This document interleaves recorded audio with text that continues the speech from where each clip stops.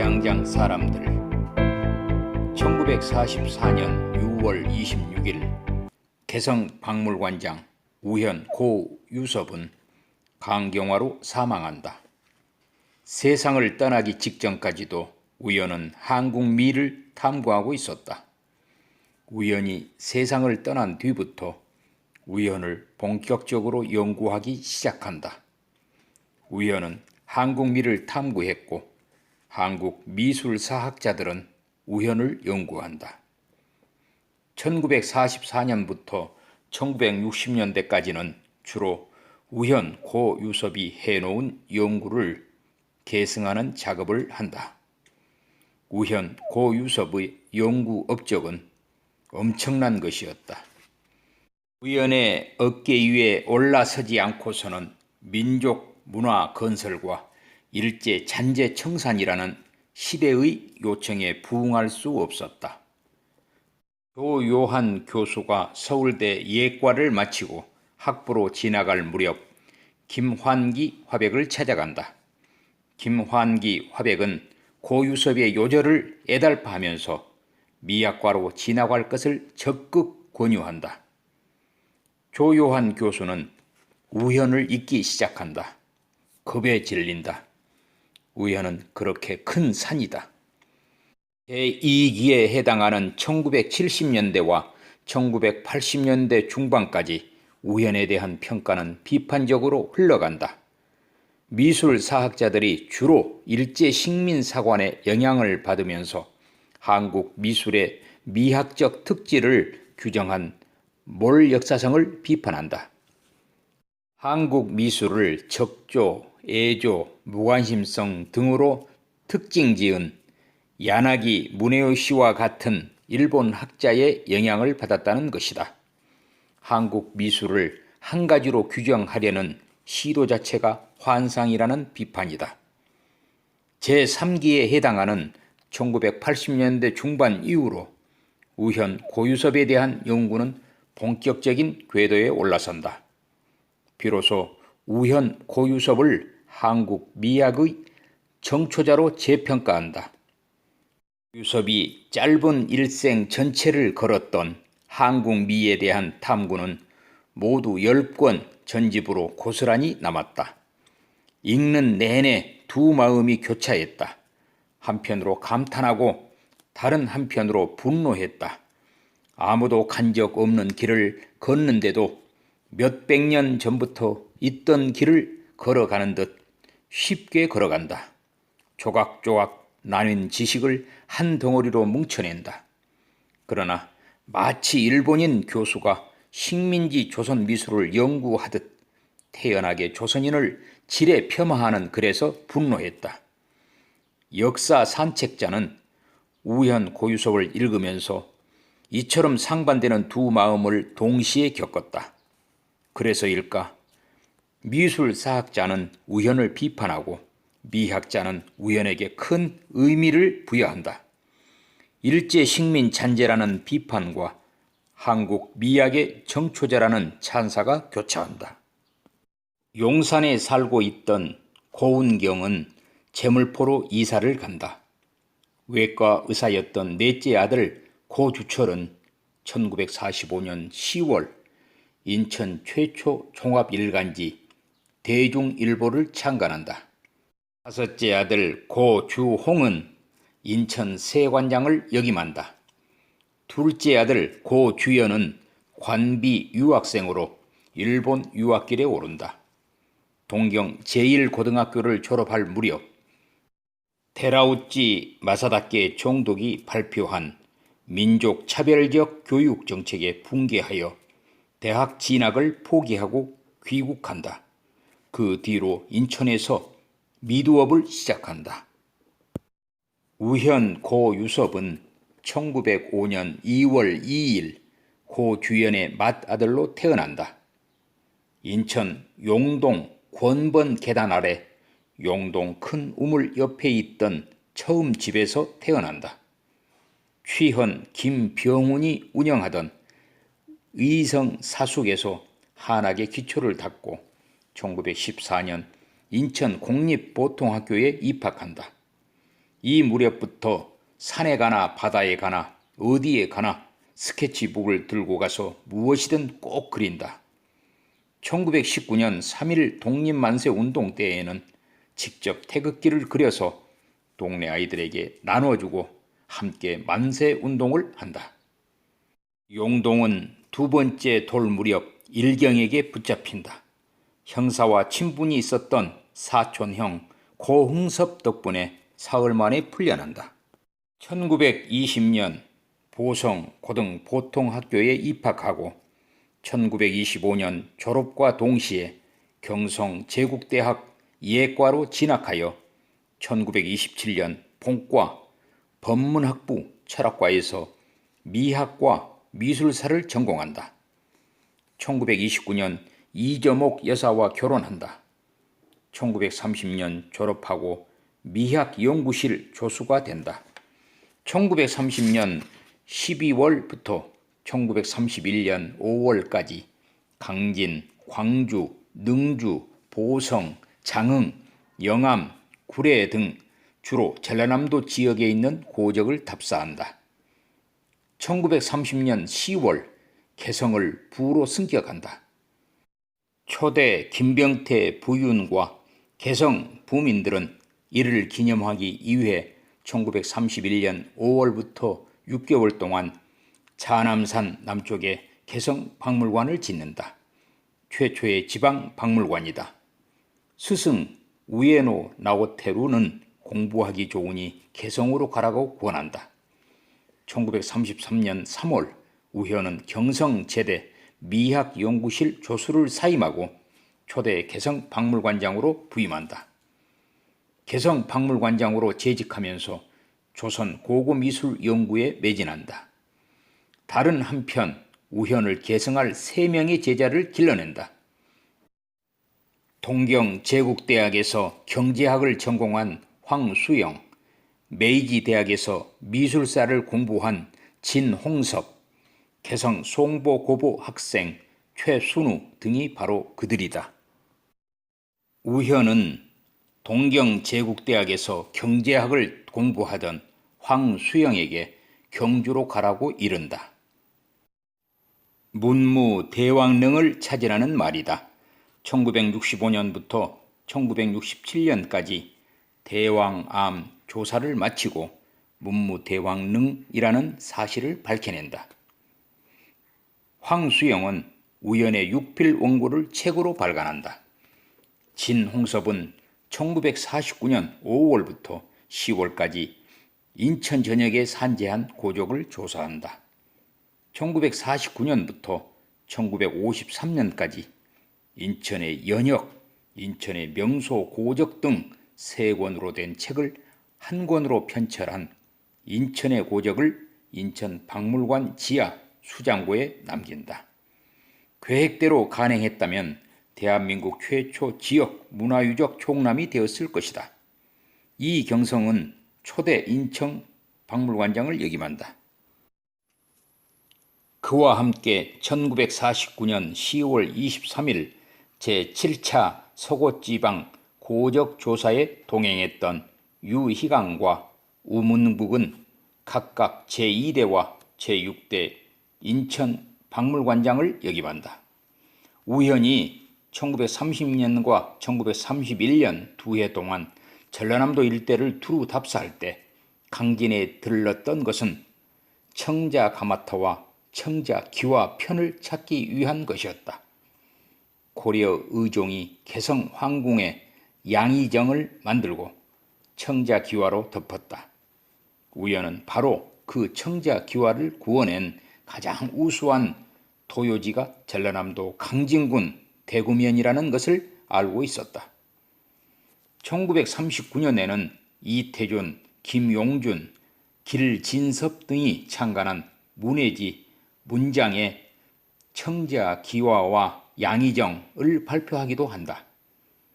개성박물관에는 강진 도요지에서 출토했다는 청자 기와를 출품 진열하기도 했다. 그러나 추정할 뿐 정확한 장소를 알지 못했고 가마토도 발굴하지 못했다. 조선 미술사를 쓴 세키노 다다시가 동경제대에 수장했다는 청자기와편 역시 정식으로 발굴한 것이 아니라 상인에게 산 것이었다. 1964년 5월 우연의 제자 최순우는 전라남도 강진군 대구면 사당리 117번지 이희 용희씨 집 마당에서 500여 점에 달하는 청자기와 조각을 찾아내고 9월에는 가마터도 발굴한다. 그 터에서 고려 청자를 복원하고 청자 박물관을 세우고 청자 귀화로 이은 양의정을 복원한다. 최순우는 국립중앙박물관장이 된다. 1941년 6월 장인에게 4,000엔을 빌려 고추장사를 한다. 고추장사 실패로 큰 병을 앓아 3개월 동안 일어나지 못한다. 9월 간경화 진단을 받는다. 1944년 6월 개성박물관 관사에서 이 세상을 하직한다. 우연은 한국 미술사를 완성하지 못했다. 아직 우리는 미완성인 채로 남아있는 우연을 넘어서지 못했다. 1847년 펜실베이니아 출신 로버트 맥클레이 목사는 감리교 선교사로 중국에 들어간다. 25년 뒤 1873년 일본으로 자리를 옮긴다. 1874년 아오야마 학원을 설립한다. 디킨슨 대학 선배 존 가우처 목사가 보내준 거액으로 세운 명문대학이다. 1882년 고균 김옥균이 인솔해서 일본으로 유학 간 학생들은 맥클레이 부부에게 영어를 배운다. 1883년 보빙사로 미국에 간 운미 민영익은 미국 대통령을 아련하기 위해 워싱턴으로 가는 기차 안에서 가우처 목사를 만난다. 체스터 아더 대통령을 아련한 뒤 볼티모어로 가서 다시 가우처 목사를 만난다. 가우처 목사의 요청에 따라 미국 감리교의 총회 선교위원회는 조선 선교를 결의한다. 조선 선교비 5,000달러를 책정하고 그중 2,000달러는 가우처 목사 특별 헌금으로 충당한다. 가우처 목사는 일본 선교사 맥클레이 목사에게 조선 선교 가능성을 조선에 가서 직접 타진해 줄 것을 요청한다. 1884년 6월 23일 제물포에 내린 첫 방한 선교사 맥클레이는 이튿날 한양에 들어가서 미국 공사 푸트의 영접을 받는다. 1884년 7월 2일 고균 김옥균은 맥클레이 목사의 선교 의향서를 고종에게 전달한다. 7월 3일 고종은 전신 부설과 미국 상선, 조선바다 항행, 그리고 병원과 학교 설립을 윤허한다. 미국 감리교회는 조선 국왕 고종으로부터 사실상 선교 윤허를 받은 것이다. 1885년 4월 5일 부활절 오후 3시 아펜젤러 부부와 언더우드는 제물포항에 도착한다. 아펜젤러 부부는 데블 호텔의 여장을 푼다. 언더우드는 잠시 쉬었다가 바로 한양에 있는 의료 선교사 알렌에게로 향한다. 아내가 임신 중이어서 아펜젤러는 어쩔 수 없이 잠시 일본으로 돌아간다. 6월 20일 제물포에 재입항한 아펜젤러는 현재 내리교회가 자리하고 있는 언덕 위 초가집을 빌려서 생활한다. 7월 29일 한양으로 거처를 옮긴 때까지 39일간 머물렀다. 아펜젤러가 떠난 직후 조선 신자들이 내리교회를 설립한다.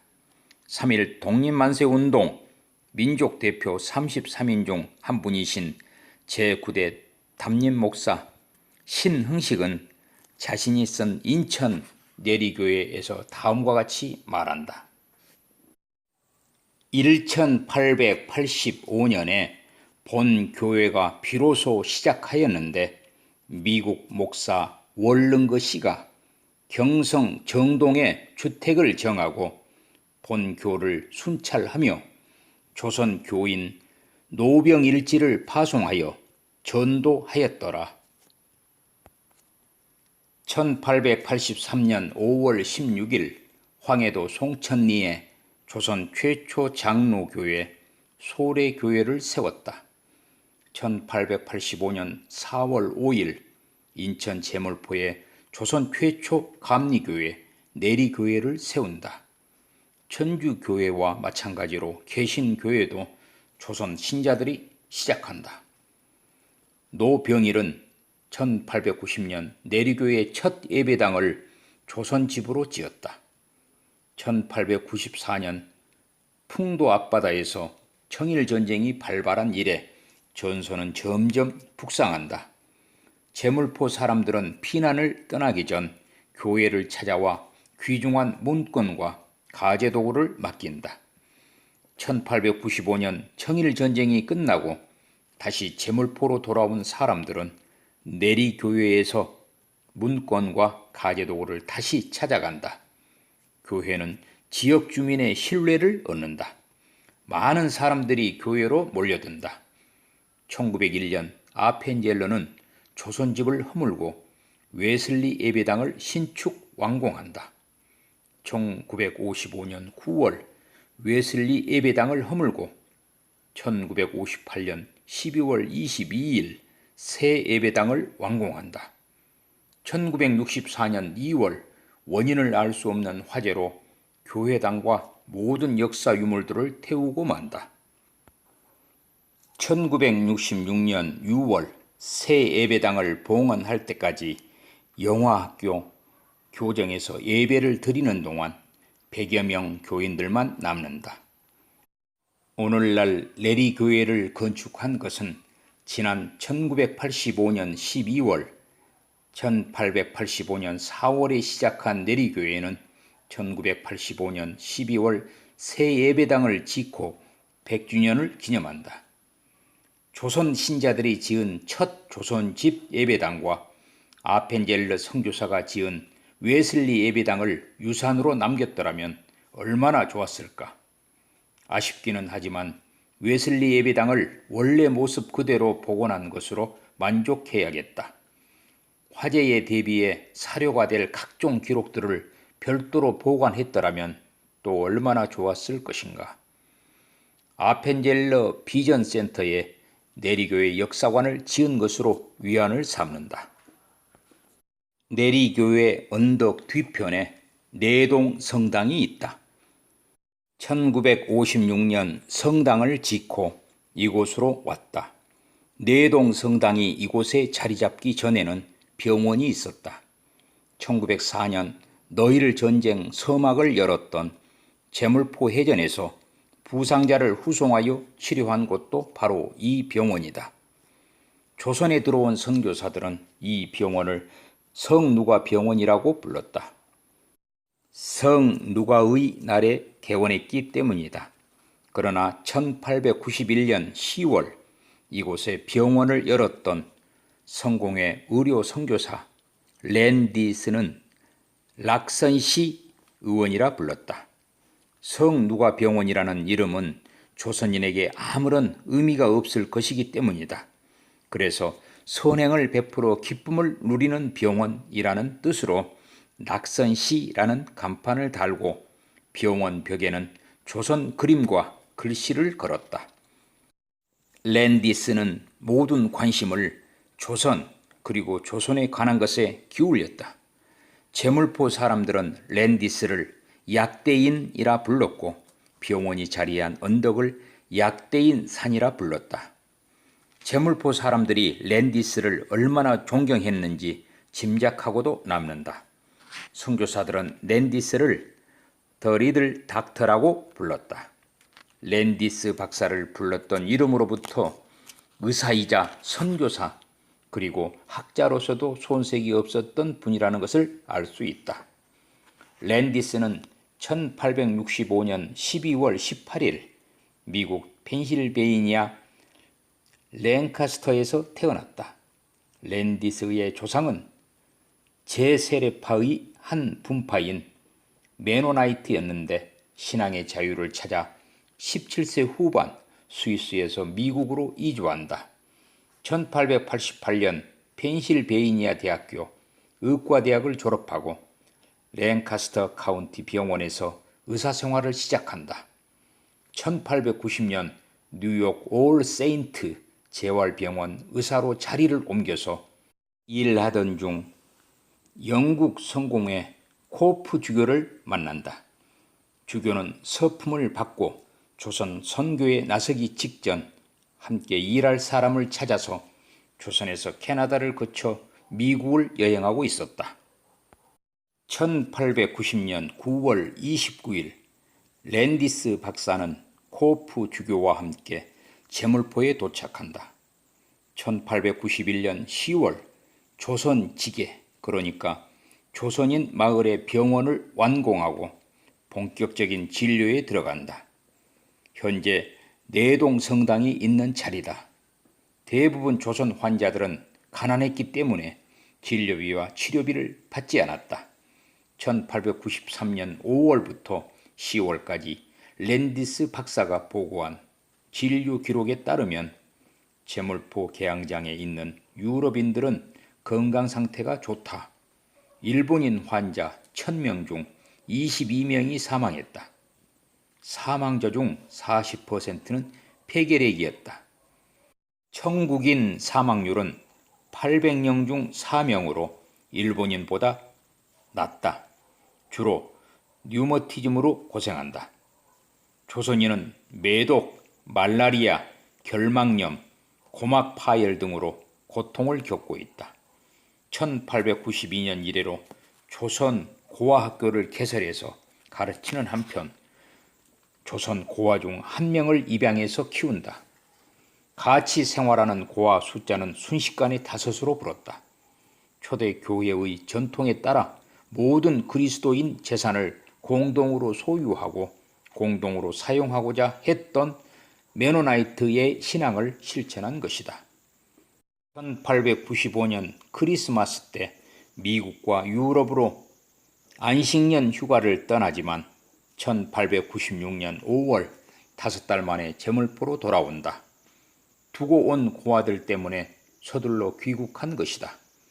1897년 여름 외국인 조계에서 가까운 조선 지계에 새로운 거처를 정하고 5명의 고아와 함께 생활한다.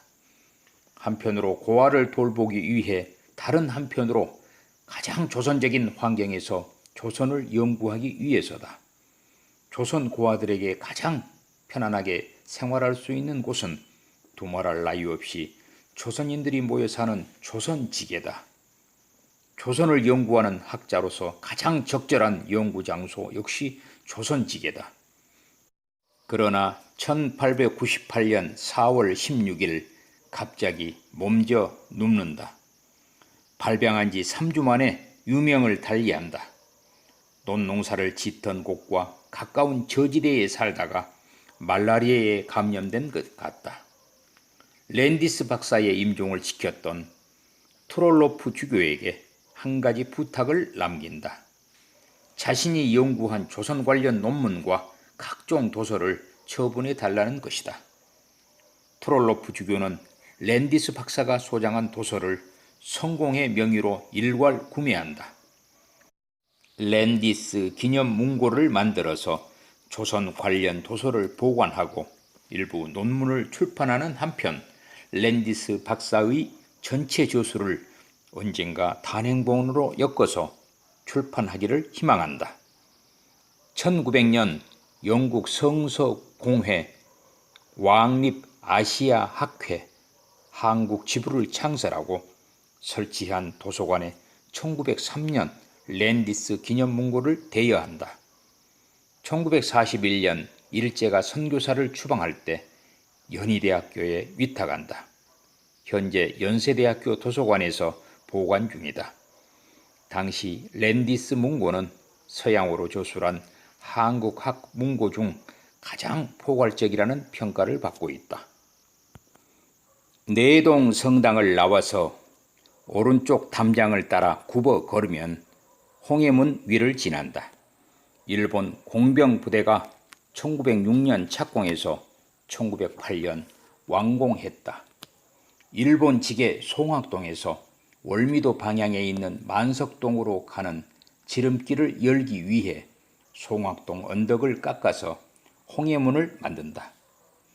일본식 성벽 쌓기 방식으로 나름 멋을 부려서 지었다. 일본인이 급속도로 증가하면서 일본 지계가 좁았다. 홍해문을 뚫어서 건너편 조선인 마을 인현동까지 진출한다. 인근에 각국지계가 있었기 때문에 자연스럽게 각국지계로도 진출할 수 있었다. 게다가 공장이 많았던 만석동으로 가려면 해안가로 에둘러 가야만 했다. 홍해문은 만석동 공장으로 가는 지름길 노릇을 한다. 그야말로 돌 하나 던져 3마리 새를 잡는 횡재다. 제물포는 남북으로 연결되고 일제는 모든 것을 차지한다. 홍해문 위를 지나 계속 걸어가면 자유공원으로 들어간다. 광장에서 바라보는 인천항 야경은 가히 걸작이다. 자유공원을 가로질러 왼쪽 계단으로 내려가면 설린문을 지나 차이나타운으로 이어진다. 옛날 천국족의 지역이다.